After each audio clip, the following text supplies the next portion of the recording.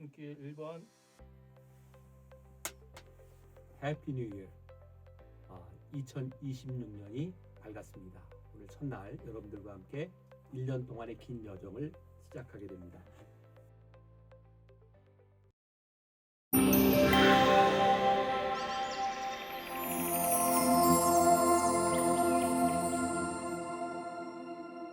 감추어진 생명. 골로새서 3장 3절. 구속의 은혜로 사는 것. 성령은 하나님 안에 그리스도와 함께 감추어진 우리의 새 생명이 얼마나 진실하고 영원토록 안전한 것인지를 증거하십니다. 감추어진 생명이란 주님의 구속으로 인해 완전히 새롭게 된 자아를 말합니다.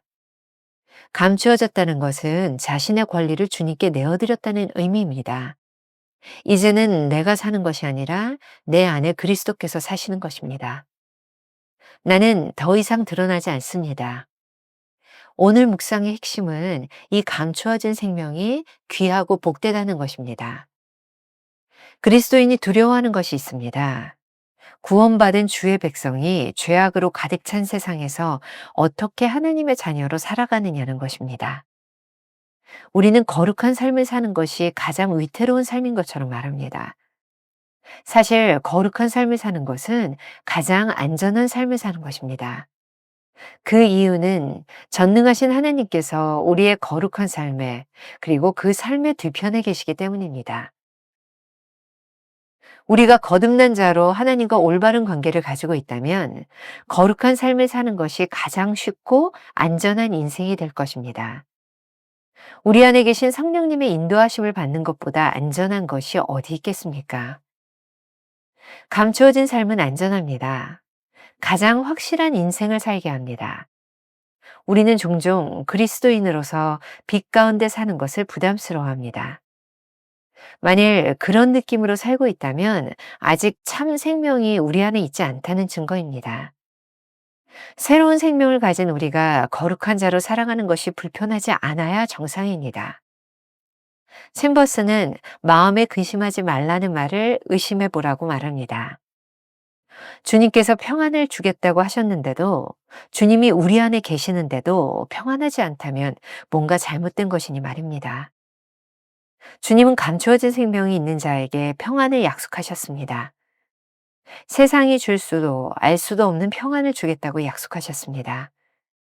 많은 사람이 평안과 진리를 찾아 헤매지만 여전히 불안해합니다.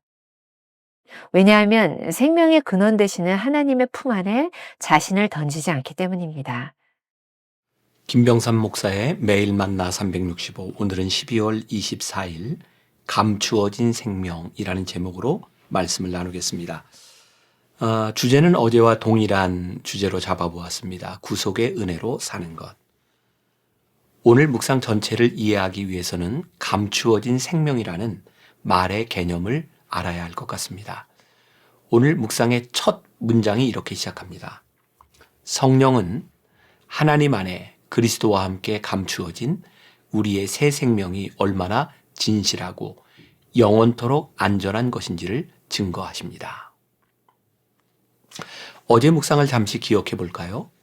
우리가 주님의 구속에 참여하는 것은 옛 자아가 십자가에서 죽고 그리스도와 연합하여 새로운 생명을 얻는 것이라고 했습니다. 또한 그리스도와 연합한 우리는 자신을 주님께 내어드리고 주님의 목적이 드러나고 주님의 영광이 나타나도록 사는 것입니다. 그러니 감추어진 생명이란 주님의 구속으로 인해 완전히 새롭게 된 자아를 말하는 것이죠. 감추어졌다는 의미는 자신의 권리를 주님께 내어드렸다는 의미입니다. 이제는 내가 사는 것이 아니라 내 안에 그리스도께서 사시는 것입니다. 나는 더 이상 드러나지 않습니다. 오늘 챔버스 묵상의 요지는 이 감추어진 생명이 귀하고 복되다는 것입니다. 그리스도인이 많이 두려워하는 것이 있습니다.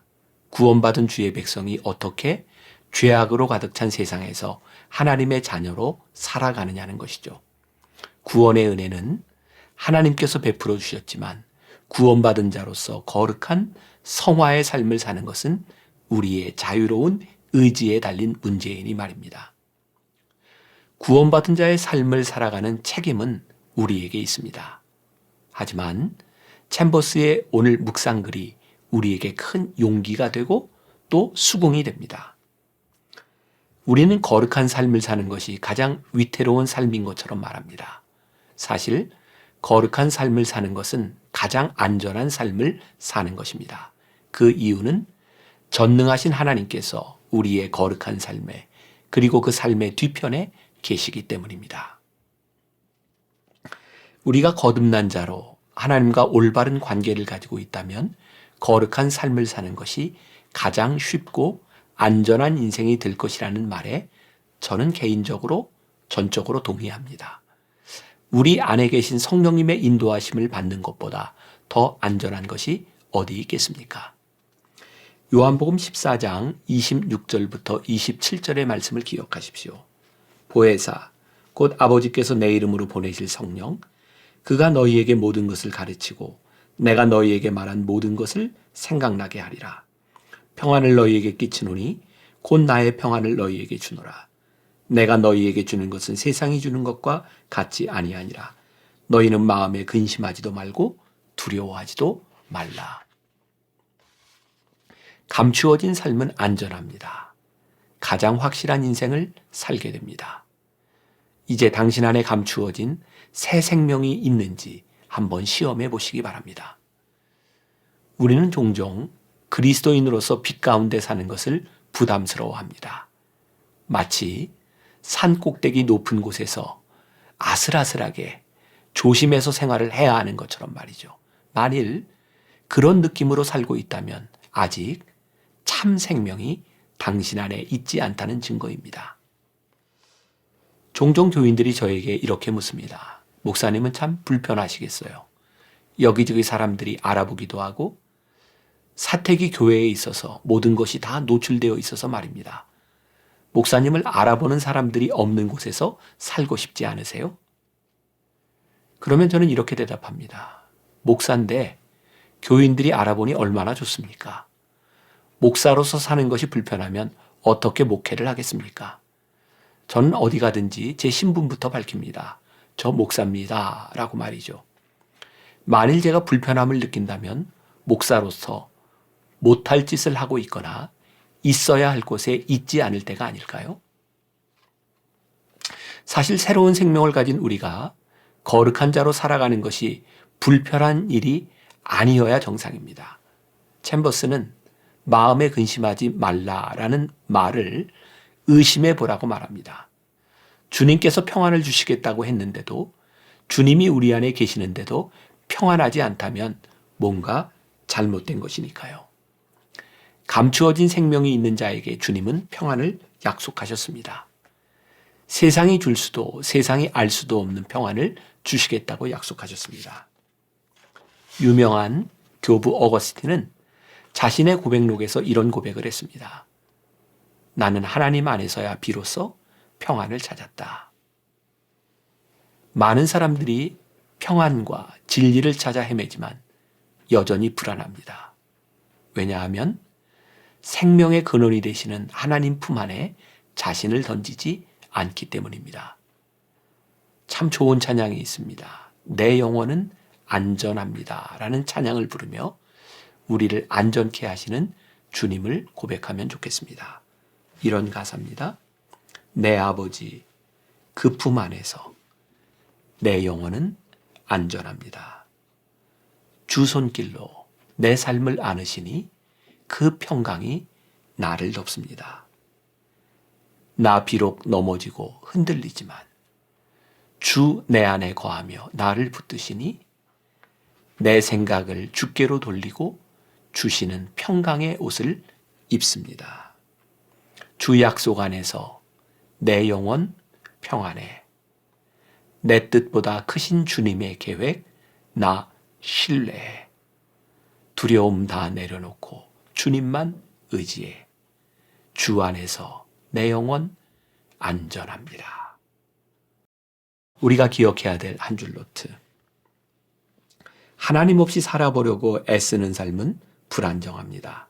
하나님과 올바른 관계를 가지고 살면 큰 평강이 우리 안에 찾아옵니다.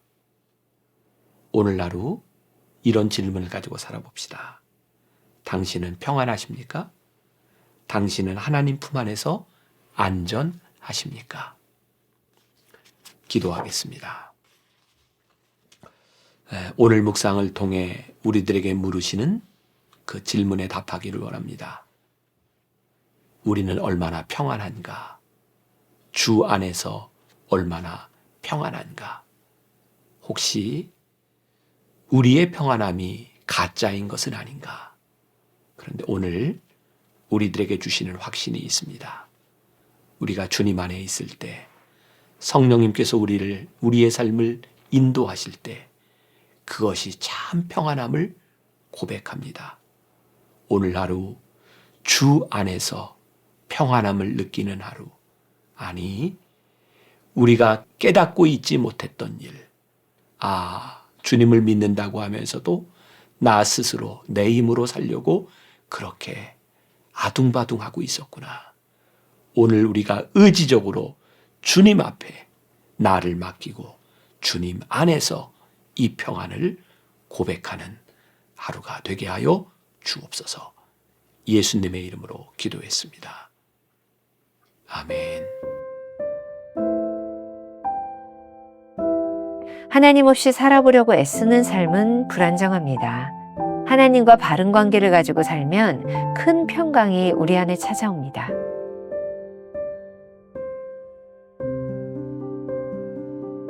당신은 평안합니까? 당신은 하나님 품 안에서 안전합니까?